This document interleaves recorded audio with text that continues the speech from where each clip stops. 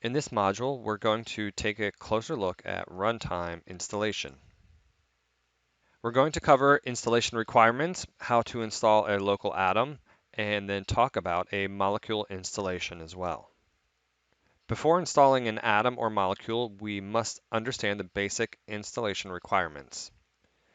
A single atom, molecule node, or cloud molecule has minimum hardware requirements, and they are a single core 1.8 gig or higher processor, at least a Pentium 4 or equivalent, 2 gigabytes of RAM with 1 gig minimum dedicated to the atom, molecule, or cloud molecule, and dedicated hard disk space with 50 megabytes for runtime and configurations with at least 10 gig for data archiving.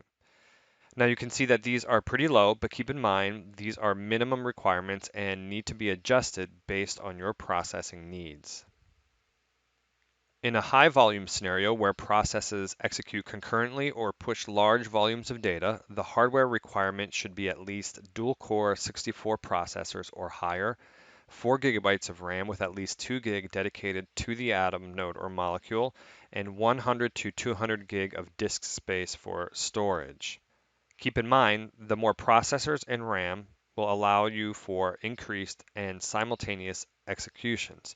Therefore, depending on how often your processes are scheduled and how quickly they need to execute, you may need to increase these requirements. For software requirements, AtomSphere supports both 32 and 64-bit version operating systems. These boxes detail the versions of Windows and Linux that AtomSphere supports. You can see it's a pretty comprehensive list. The important note is that all versions must support Java 7 or 8 runtime.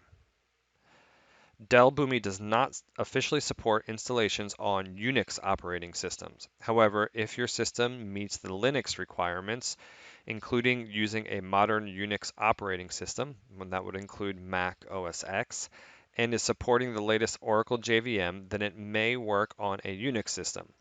Unix is not officially tested or supported by Dell Boomi, and the Dell Boomi support team is unable to troubleshoot or support any Unix-related issues. Here are a few basic practices and tips that have been based off common support case issues that we have seen. The current best practice is to install a single atom per machine or virtual machine. Secondly, when choosing to run multiple atoms on the same virtual machine or OS instance, unique atom names must be used and the atom must be installed to different folders. As the note mentions, failure to do so will corrupt both.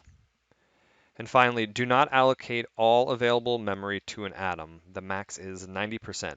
This has occurred in a number of instances, and it's strongly discouraged because it does not leave enough memory for system functions.